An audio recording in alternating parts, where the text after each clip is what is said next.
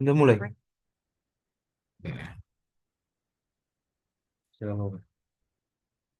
Baik, Assalamualaikum warahmatullahi wabarakatuh. Perkenalkan, saya Jose Andresa Ginting dengan NIM 122470019 dari Prodi Rekayasa Tata Kelola Air Terpadu, Institut Teknologi Sumatera. Eh, di sini saya ingin membacakan lembar jawaban ujian akhir semester mata kuliah pengelolaan urban dan rural dengan kode mata kuliah TKA 3012. Langsung saja berikut merupakan jawaban yang sudah saya jawab. Nomor satu, A. E-Sitlakom adalah prosedur untuk melaksanakan kegiatan penyelenggaraan kontrak jasa pelaksanaan konstruksi atau konstruksi pembangunan.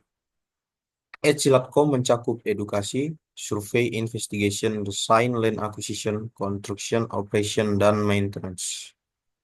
Kemudian 1B yaitu DISC adalah metode untuk mengidentifikasi tindakan dan ciri kepribadian yang dapat diprediksi dalam perilaku manusia.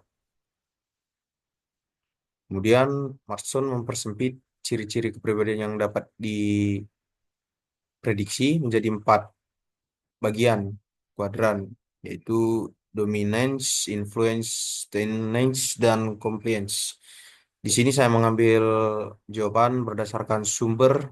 Nah, berikut merupakan sumber yang sudah saya cantumkan, yaitu klc2.kemenku.go.id serta 1C yaitu Theory of Planned Behavior atau TPB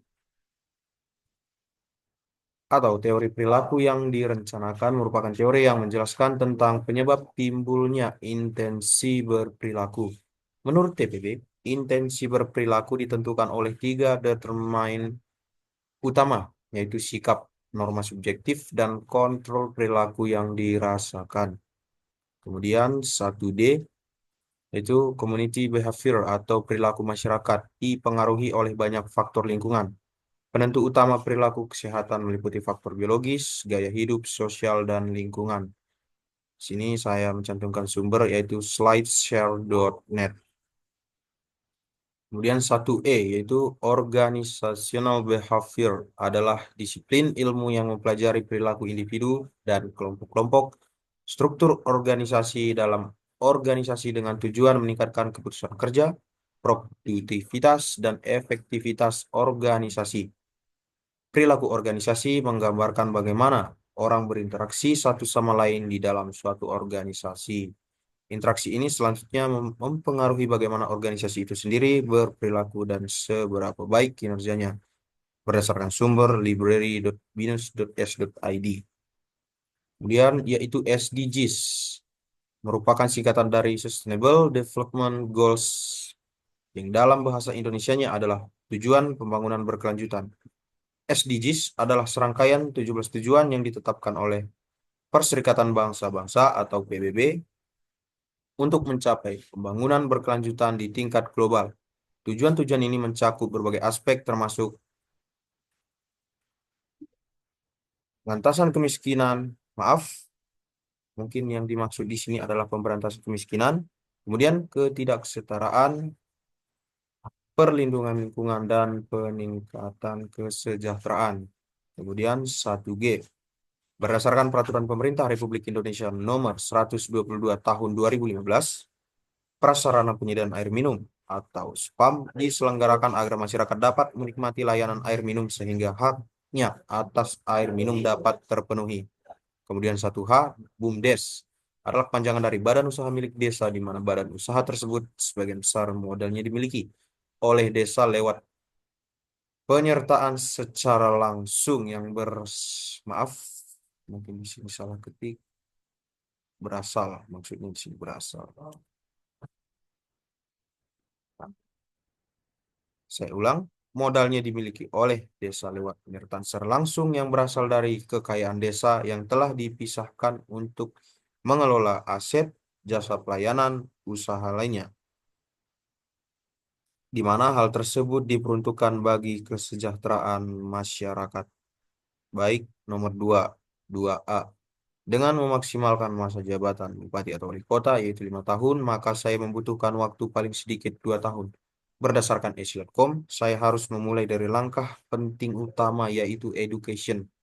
Setelah ide atau gagasan dimusyawarahkan di desa dan kota, dapat diterima oleh masyarakat, maka dapat dijalankan tahapan selanjutnya dari Sitlakom. Baik, 2B berdasarkan Esilatcom, saya akan memulai dengan mengedukasi pentingnya sistem penyediaan air minum di perkotaan dan pedesaan. Spam di kota dengan PUPR serta spam di desa dengan matangkan BUMDes. Setelah rencana dapat diterima di masyarakat, kemudian melakukan survei terhadap mata air yang akan dilakukan pengolahan air minum. Dari hasil survei yang ditentukan, kemudian dilakukan investigasi terhadap sumber mata air tersebut. Investigasi yang dilakukan berdasarkan parameter kualitas, kuantitas, dan kontinuitas.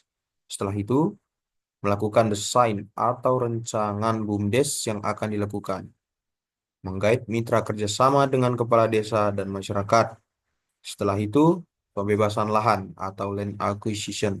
Pastikan daerah kerja tidak dalam keadaan sengketa lahan dengan pihak terkait, yaitu masyarakat umum pada di desa tersebut. Jika terdapat sengketa lahan dengan daerah bangunan BUMDes, maka diselesaikan secara kepala dingin dan diputuskan di atas surat sesuai perundang-undangan. Kemudian tahapan construction atau pembangunan, tentukan unit air baku, unit produksi, unit distribusi, dan unit pelayanan. Maaf. Setelah selesai tahap pembangunan, kemudian tahap operasional dengan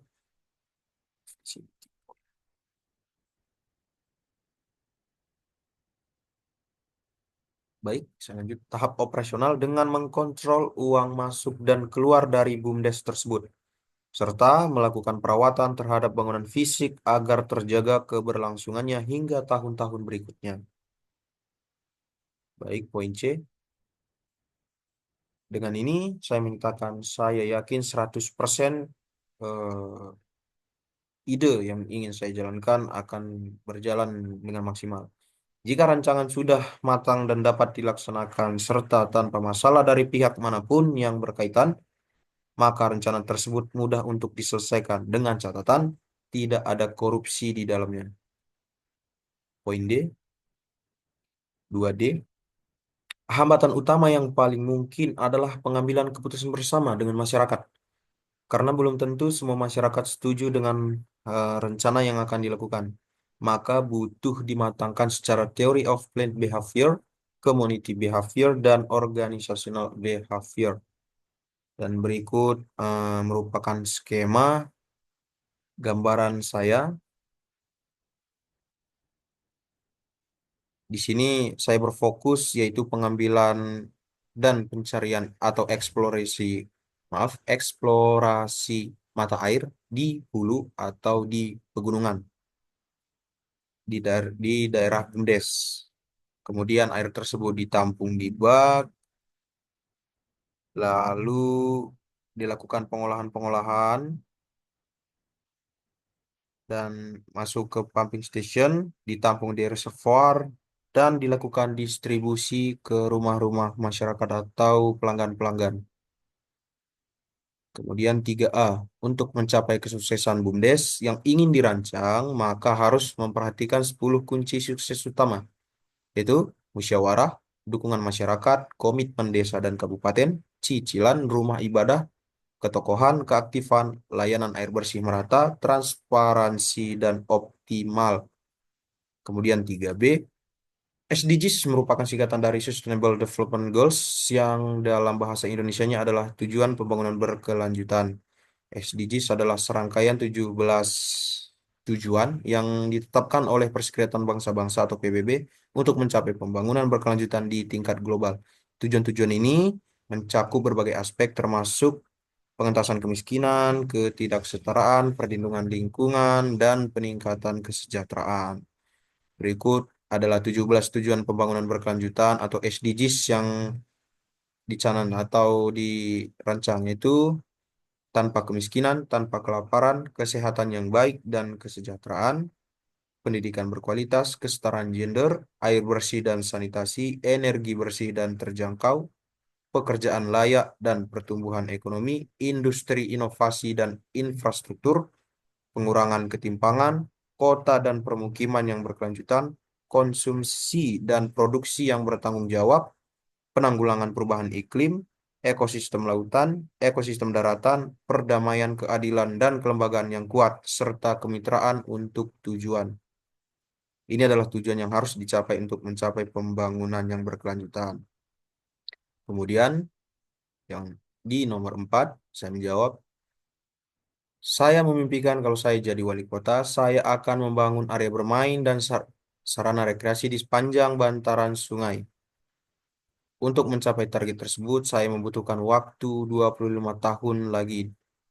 Karena terdapat proses-proses yang harus saya kembangkan, baik segi ilmu, pemahaman, penerapan, dan keberlanjutan mimpi saya tersebut. Untuk mencapai organization behavior mimpi ini, maka harus mengedukasi masyarakat dengan tindakan langsung, yaitu dengan cara menerapkan sanitasi mulai dari individu rumah tangga, tempat pembuangan sampah sementara, hingga pengolahan sampah secara terorganisir. Contohnya setiap individu warga, maaf, contohnya setiap individu warga dididik dan diedukasi melalui langkah-langkah sampling sampah yang dituliskan dalam kertas dan stiker di setiap rumah warga. Maksudnya di sini setiap rumah warga mempunyai eh, pedoman atau gambaran untuk melakukan tata cara melakukan sampling sampah. Tulisan dan stiker itu menjadi edukasi dasar bagi masyarakat agar dapat memahami dan mengetahui penggolongan jenis sampah.